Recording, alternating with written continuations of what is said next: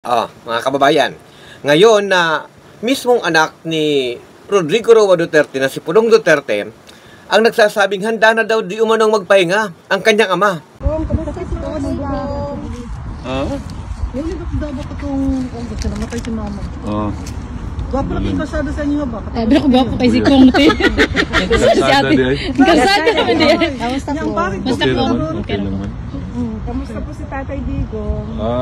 Ready na daw siya magpahinga. May sulti. Salamat. Makahilak man sa Salamat sa inyong suporta. Ingna Kong kami, dili kami ready. Malinaw po ang gustong iparating ni Pulong. Kaawaan si Digong at makakuha ng simpatsya at hayaang takasan ang kasalanan at pananagutan. Pero hindi po ito ang panahon para sa paglimot.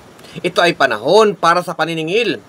Sa ilalim po ng rehimeng Duterte, libu-libong Pilipino, kulang-kulang 35,000 ang napatay ng walang paglilitis, walang depensa, at walang awa, walang due process. Hindi politika ang pinag-uusapan po dito mga kababayan. Krimen sa sangkatauhan, sistematikong pagpatay, at malinaw na state-sponsored.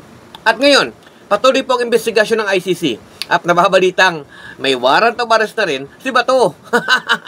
Talagang tuloy-tuloy po ang paglilitis na kapag lumalakas ang panawagan ng mga pamilya ng biktima, biglang may lalabas na may magpapahinga.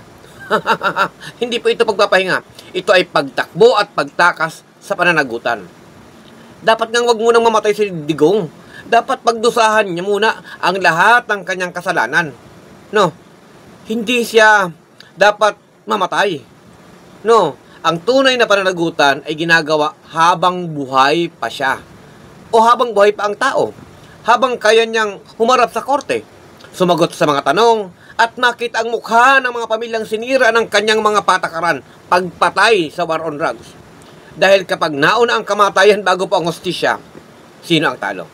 Hindi siya, kundi ang libu-libong walang pangalan, walang lapida at walang nakamit na katarungan. Ang hostisya po ay hindi nagmamadali. 10 taon nang naghintay ang pamilya ng mga biktima ng drug war. Pero hindi rin dapat ito maunahan ng kamatayan.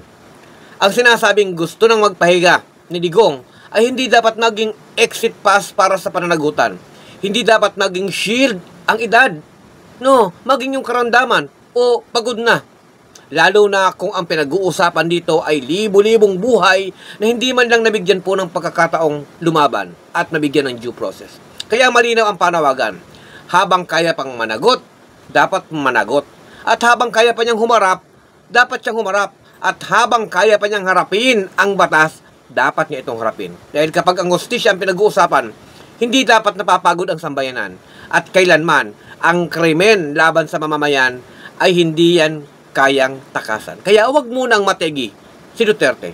Pagdusahan niya muna ang kanyang kasalanan.